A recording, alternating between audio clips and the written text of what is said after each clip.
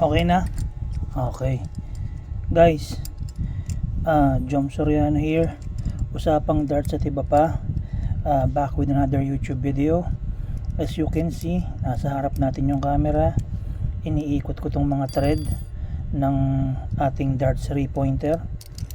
Dahil ang ating video for today ay yung ating Harrow's Verb. Yung 26 grams ng ating Harrow's Verb.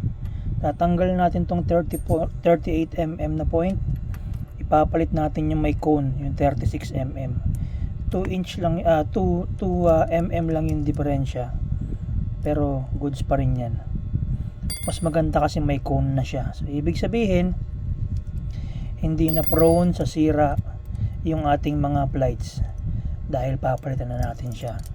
Instead of transferring yung ano na yun, ito na yung point na mismo. Para may point tayo, di ba? May point yung pagre-repoint natin. So ayun guys, maraming salamat nga pala dun sa ating masusugid na subscriber, no? Medyo dumadami na tayo and hopefully mapansin yung ating YouTube channel. Bilis, malambot lang pala. Mapansin ng ating mga novice darters at saka ng ating mga tawag nito, ating mga beginners, no, para magkaroon sila ng idea about darts at yung mga yung how we play the game, yung mga technique, yung mga pointers ba. Tingnan natin kung papasok to. Saglit lang pinihit, oh. Medyo maluwag na pala kaya, pero dahil nga ito bago pa, siguro yung huling may-ari nito kiniskis niya to ng liha kasi makintab yun. Ito hindi nasama to dahil may slider nga. So ayan, masikip pa, oh. Sakto to guys. Ito magpapaganda nitong darts na to, itong point na to. Yung point na yan, yung point niya na may slider bago pa kasi halata mo naman hindi pa tatanggal yung itim. So ang kiniskis niya lang para kumulay or sumakto rin yung kulay dun sa may cone niya is yung point na nakalabas, na naka-expose. Magaling. Ito hindi ako mapaniwala na napakalambot ng point niya. Saglit lang, hindi nga natin pinihit eh. Pasensya na, nakukuha ng malaking kamay natin yung buong screen kasi malaki yung kamay natin eh. Natin magagawa. Ayan, konting ikot lang to. Ayan, oh. Tingnan natin, ayan siya, oh. Hindi pala konting ikot kasi medyo mahigpit pala yung ano ng verb.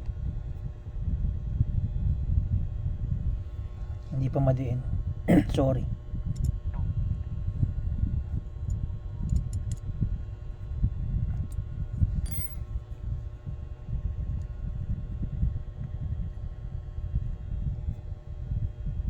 Mukhang hindi siya sasakto kasi matigas na, oh. Tingnan ko, naku po. Mukhang hindi magpipit guys, sandali lang. Mukhang mababaw ang ano ng verb, mababaw ang kabitan niya, oh. Tingnan ko yung tinanggal natin, ha. Parehas lang, the same lang, 38, pero ayaw niyan lumubog. Teka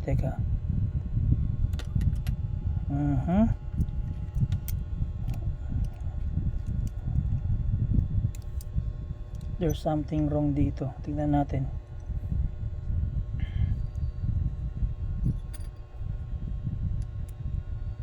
Mahirap naman, baka pwersahin natin mabali yung point tapos nabali pa dahil sa YouTube video lang, di ba? So tingnan natin, let's see. Ayaw pumasok eh. Ayun, there you go.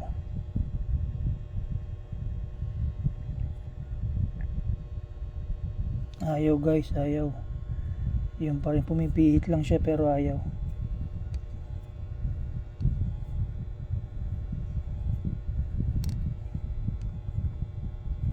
Tagumpay guys. Tagumpay, ayan na siya. Very good. Maano lang pala, Parang babae lang, konting pilit, 'di ba guys? Ayan. Ang ganda na nito. Same lang pala sila, parehas lang 38mm. So nagmukha lang siyang 36 kasi nga kinain nung cones yung ano, kinain ng cones yung space. Ayan, mas maganda. Oh, ayan na guys, oh. 'Di ba? Oh, lumabas na siya. Lumabas na ang tunay na kulay. Isa. Lumabas yung black. Pero ang higpit niyan guys, oh. Oh. Next. Mas naging maporma ngayon siya kasi may cones na siya. May slider na siya. Tingnan niyo to guys, tingnan niyo tong lumang point, no. Yung nakakabit dito sa may verb. Saglit lang to. Medyo maluwag siya eh. Kapag yung sa lumang point, siguro sinalpak lang to, binice grip lang to kung ano man.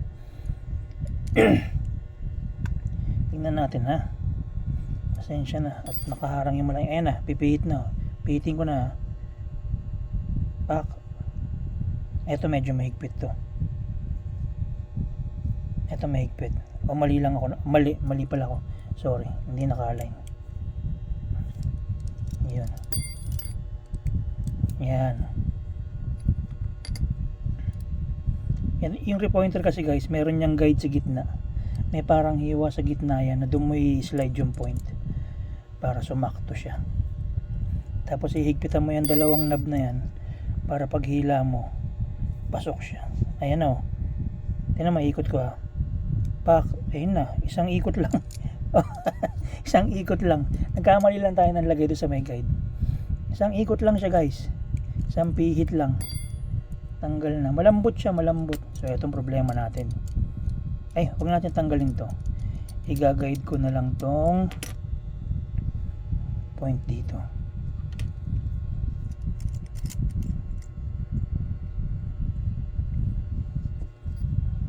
Yan. Tapos maluwag na. Iyan oh.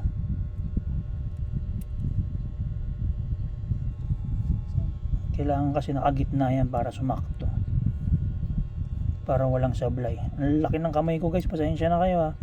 Ang kamay ko parang kamay ni James Shep. Dumadakot ng bola yun na nagbabasketball pa ako. Ang laki. Yan. Itong darts na to hindi to manipis, hindi to slim barrel, malaking barrel lang guys. Talagang malaki lang yung kamay ko. Yan o. Ikot natin. Ito. Yan na, kumakain na ng ano. Sorry medyo malikot yung ano. Yan na, kinakain niya na. Oops, tumutunog na. Isa pa. Ayun. Kabit, diba? Very good. Nakadalawan tayo guys.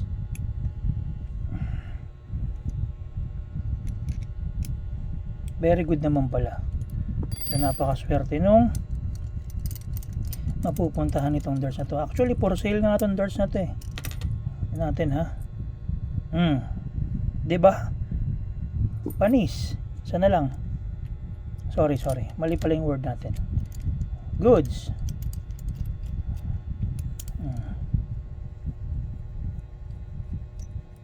Hindi mo talaga pag may repointer ka guys.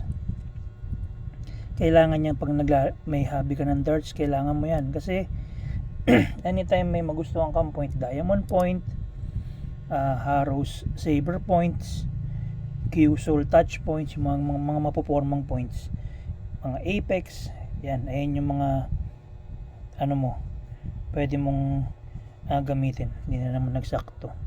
Sorry.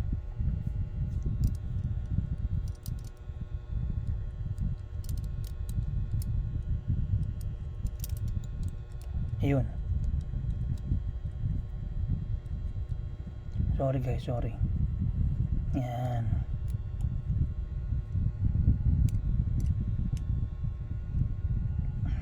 Yan. Kailangan lang mahigpit yun para pag pull mo. Ayan o. Pak. Oh, snap. Saglit lang. Isang ikot. Tanggal. Oh, spare points pa yan guys. Oh. May spare points pa. Sinasabi natin. Siyempre, ganyan talaga ang habi ng darts. Gagastos ka minsan, di ba? Pag kailangan mong papugiin o i-upgrade yung darts mo, kailangan mong gumastos. Ganun lang naman yun eh. Di ba? Hindi yung bibili ka ng second hand, yung laspag na guys. Huwag niyo nang gagawin yung ganun. Hindi na applicable yung ganun. Di ba? Merong mga nagdi-declutter, medyo maayos pa yung darts. Pero yung iba, hindi sa naninira tayo. Talagang yung darts na binibenta nila, yung mga pamigay na talaga, yung wala nang ano eh. Pamigay na sa mga newbie na lang yun eh, di ba? So yun. Merong mga ganun. Dapat pag magbibenta ka ng darts, yung personal use mo, yung ganito, tapos quality pa rin. Magagamit pa rin.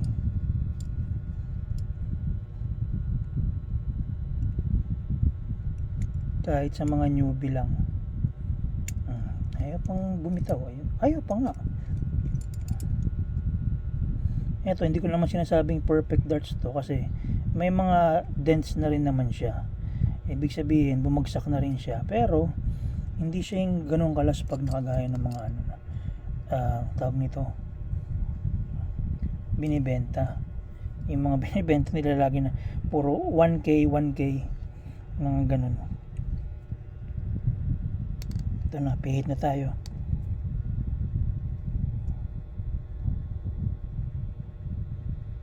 Isa pa. Yan, humigpit eh. Isa pa. Hindi pa naman. Kaya lang, isa lang.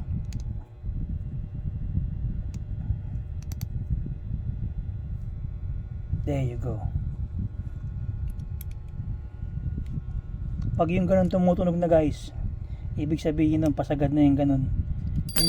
Indication na yun na huwag nyo nang pipihitin ng sobra-sobra. Mag-i-snap yung point sa loob. Ang gagawin nyo yan, kukontakin nyo si Kuya Kit Ortigas. Dito lang din yun sa amin sa Mandaluyong sa Hulo.